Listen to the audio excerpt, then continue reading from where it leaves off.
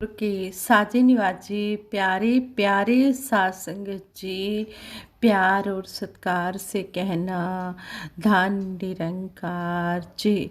सबसे पहले सतगुरु माता जी का शुक्राना करते हैं और आशीर्वाद लेते हैं सच्चे पातशाह। इसी तरह आप जी अपना मेहर भरा हाथ हम सब पर बनाए रखना। सतगुरु माता जी के आशीर्वाद से और शुक्राना करते हुए दासी ये विचार रखने जा रही है। और जैसा कि आप सभी को पता है, आज हमारे युग निर्माता माता सुंदर हरदेव जी महाराज का जन्मदिन है। आज 12 जनवरी है और युग निर्माता माता सुंदर जी महाराज का जन्मदिन है। दासी इसी उपलक्ष्य में सभी को लख लख बधाई देती है। और जो हमें माता सुंदर जी समझा कर गए हैं, हम उनके नक्शे कदम पर भी चलें, उनकी शिक्षाओं को भी हमेशा याद रखें कि किस तरह उन्होंने भी सतगुरु बाबा हरदेव सिंह जी महाराज के साथ कंधे से कंधा मिलाकर किस तरह उन्होंने ये मिशन के प्रचार को बढ़ाया, इस सत्य के प्रचार में लगे रहे। वरदायिनी पूज्य माता सुंदर जी सतगुरु बाबा हरदेव सिंह जी महाराज के साथ अर्धांगिनी के रूप में परछाई के समान दिन रात साथ रहकर मानवता के महा अभियान में साथ निभाते रहे। अर्धांगिनी का भाव ही अंग का अभिन्न हिस्सा होता है।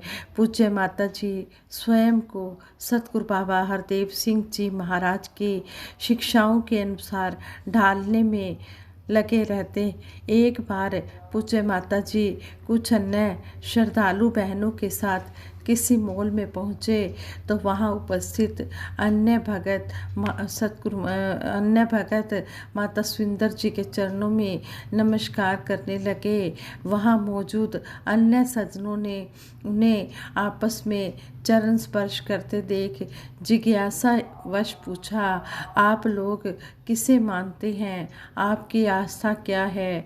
पूज्य माता जी ने वहाँ उपस्थित सज्जनों से कहा, हम सभी सतगुरु बाबा हरदेव सिंह जी निरंकारी बाबा जी के शिष्य हैं। धर्म पत्नी का रूप अपनी जगह, परंतु पूज्य माता जी ने वहाँ स्वयं को बाबा जी के गुरसिक के रूप में ही प्रकट किया। माता जी सतगुरु की कृपा को अपने जीवन की सबसे बड़ी संपदा मानते रहे। दिल्ली में संगत के बच्चों को पावन आशीर्वाद देते हुए पूज्य माता जी ने फरमाया था, निरंकार प्रभु का एहसास हमेशा बना रहे। भगत के लिए यही सबसे बड़ी धन दौलत होती है और यह एहसास सतगुरु की कृपा से आता है। निश्चित रूप से सतगुरु की कृपा की भगत के जीवन में बहुत ज़्यादा इम्पोर्टेंस होती है। 12 जनवरी पूज्य माता जी का जन्मदिन भगत जन बहुत स्नेह व श्रद्धा, शालीनता और उल्लास के साथ मनाते। पूज्य माता सुंदर जी का शुभ विवाह 11 नवंबर 1975 को सतगुरु बाबा हरदेव सिंह जी महाराज के साथ हुआ। बाबा जी के साथ 40 वर्षों का एक धर्म पत्नी के रूप में यह सफ़र विविध रंग लिए हुए है। 24 अप्रैल 1980 को जब बाबा गुरबचन सिंह जी महाराज ने मानवता की बलिवेदी पर अपने प्राणों का बलिदान दिया, तब आपने एक आदर्श पुत्र वधू की तरह उनकी भावनाओं को आगे बढ़ाने के लिए उस समय स्वयं को विभिन्न जिम्मेदारियों के लिए समर्पित किया और सतगुरु बाबा जी और निरंकारी राजमाता जी के साथ मिलकर सत्य के प्रचार प्रसार अभियान में योगदान देना जारी रखा। आपने अपनी तीनों बेटियों बहन समता जी, रेणुका जी और सुदीक्षा जी को उत्तम संस्कार देने के साथ साथ मिशन के अभियान को हमेशा गतिशील बनाए रखा। माता जी घर परिवारों की जिम्मेदारी को बाखूबी समझती और इसे स्पष्ट करते हुए कहती, पूज्य माता जी गुरसिख के जीवन को गुरमत के अनुरूप 5 प्रणों के ढांचे में ढला हुआ देखना चाहते।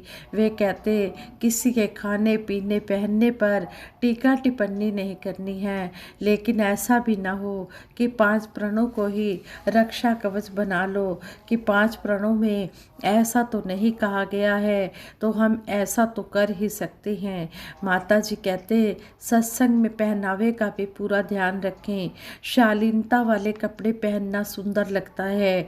इस प्रकार पूज्य माता जी संगत के बच्चे बच्चियों को सुंदर और आदर्श रूप में शोभायमान होते हुए देखना चाहते। पूज्य माता जी महिलाओं का विकास भी चाहते। वे हर फील्ड में महिलाओं को आगे बढ़ते हुए देखना चाहते। वे कहते दुनिया के विभिन्न फील्ड में आज लेडीज नई ऊंचाइयां हासिल कर रही हैं। उनकी प्रगति देखकर खुशी होती है। साथ भी यह भी याद रखनी है हमने बात कि जहां लेडीज सांसारिक उपलब्धियों के लिए हार्ड वर्क कर रही हैं, वहीं उन्हें अपना समय और ऊर्जा अध्यात्म के रास्ते पर चलते हुए सेवा सत्संग में भी लगानी चाहिए। यहाँ तक कि आत्मा के कल्याण के अति महत्वपूर्ण फील्ड में भी महिलाओं को किसी भी रूप में पीछे नहीं रहना चाहिए, बल्कि आध्यात्मिक ऊंचाइयाँ अचीव करने के लिए उत्साहित होकर कार्य करना चाहिए। महिला सत्संग हमारे जीवन का लगातार चलने वाला अंग बनना चाहिए और इन संगतों में अधिकतम उपस्थिति और समर्पित भागीदारी होनी चाहिए। समय प्रगति में भौतिक प्रगति तो है ही, आध्यात्मिक प्रगति भी बहुत महत्व रखती है जो सत्संग से मिलती है। पूजा माता जी कहते परिवार के सदस्यों को भी घर की महिलाओं को सत्संग में जाने के लिए और बढ़ चढ़कर भाग लेने के लिए समय प्रोत्साहन और सहयोग देना चाहिए। सत्संग में ज्ञान के लिए प्रोत्साहित करते हुए सहयोग देना चाहिए और यह भी सुनिश्चित करना चाहिए कि वे लगातार सत्संग में जा सके। निरंकार प्रभु कृपा करे कि समाज के सभी अंगों के लोग महिलाओं की कीमत समझें और समाज की उन्नति में महिलाओं की भूमिका को स्वीकार करें।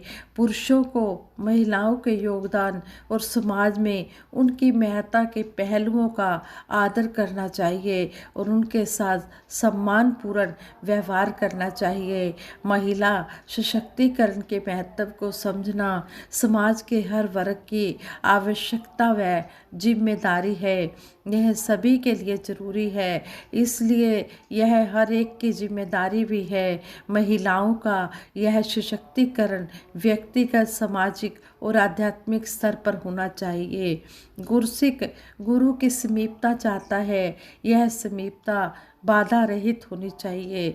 गुरु ने अपना निराकार रूप गुरसिकों को दिखाकर स्पष्ट कर दिया है कि मैं लगातार तुम्हारे साथ हूँ। फिर भी साकार सतगुरु के दर्शन दीदार का आनंद ही निराला है।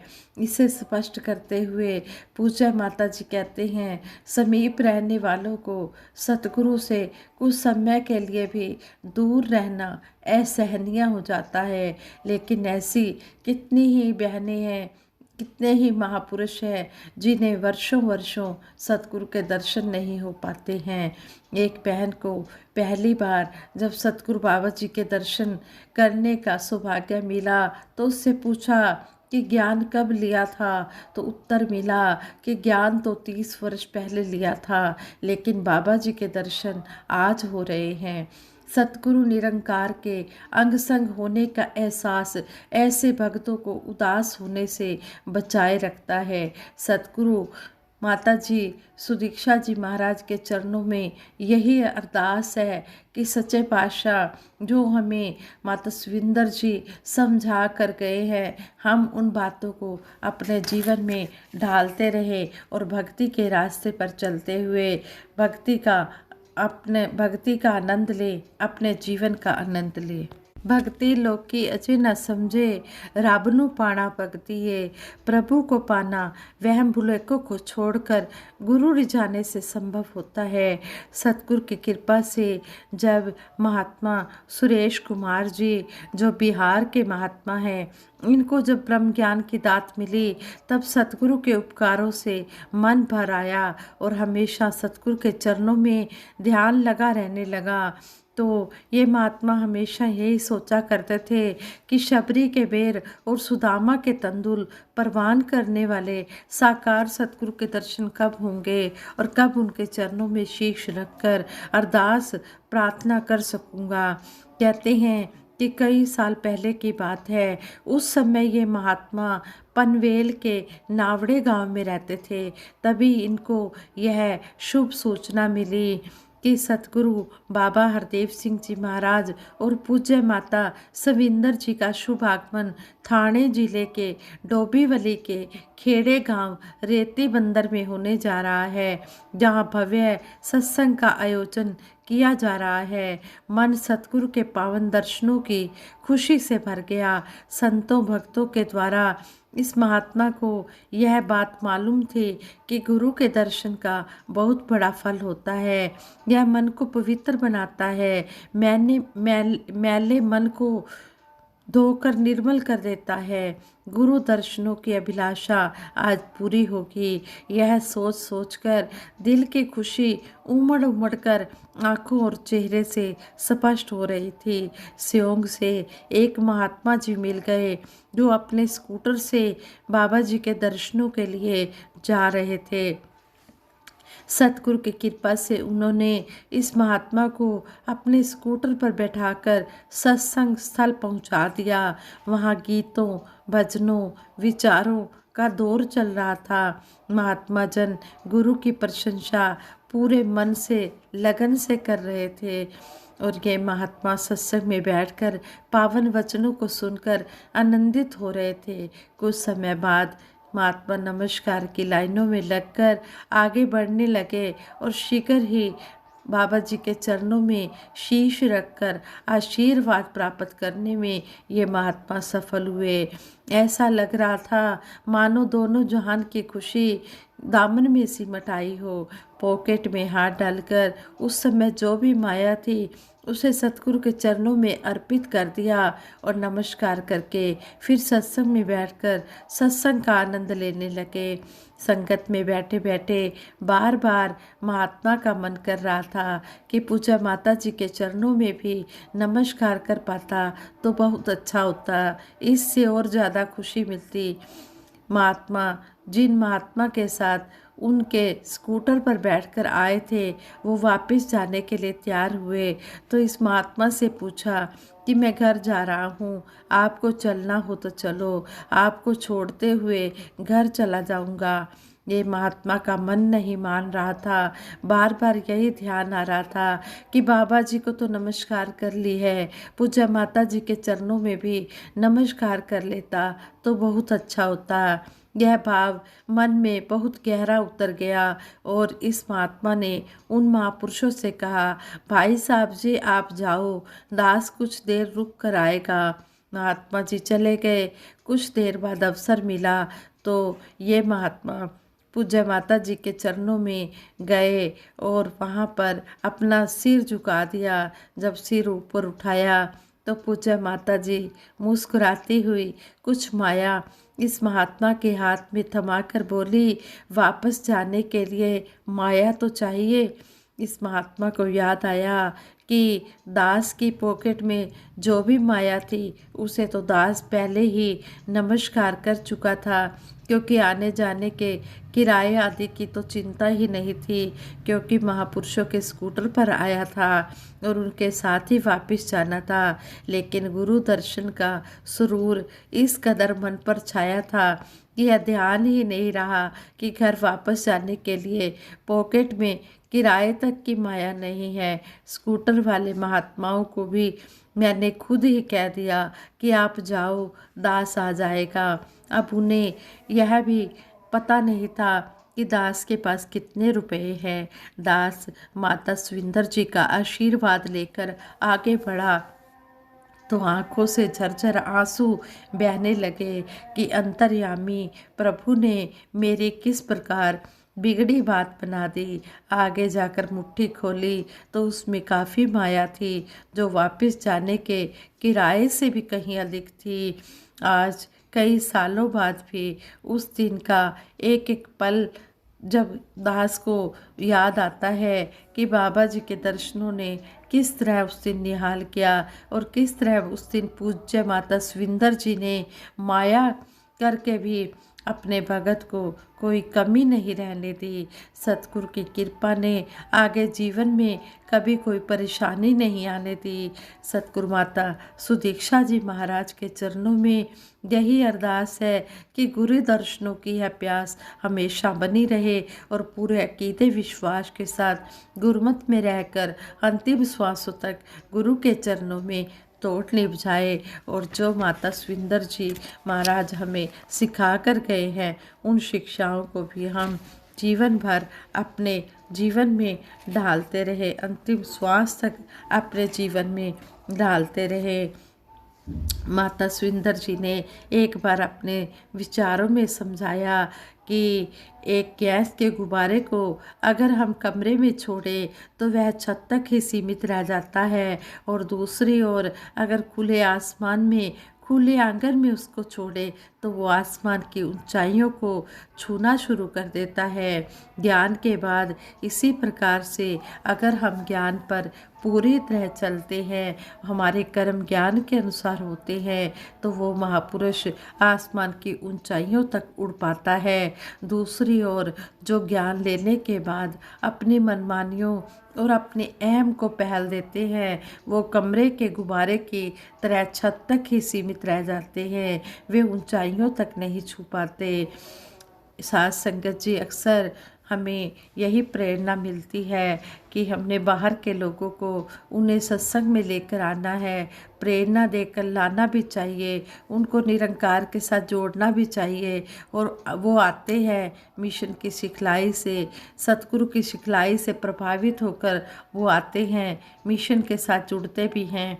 और कभी कभी ऐसा होता है कि हमारी अपनी ही किसी कमी के कारण वो मिशन से थोड़ा दूर होना शुरू हो जाते हैं। उनसे बात करके पूछो ऐसा क्यों हो रहा है, तो वो बोल देते हैं कि वो महापुरुष संगत में ऐसा बोल रहा था, पर उसका जीवन तो ऐसा नहीं है। हम निरंकार के आगे अरदास करें, जैसे हमारे बोल हों हमारा जीवन भी वैसा ही बन जाए। जैसे कि वो लाइनें भी हैं गीत की, बोलांदे नक्शियाँ च अमलांदा रंग भर दे, जीवन गुजारा तेरे संता तो डरते डरते।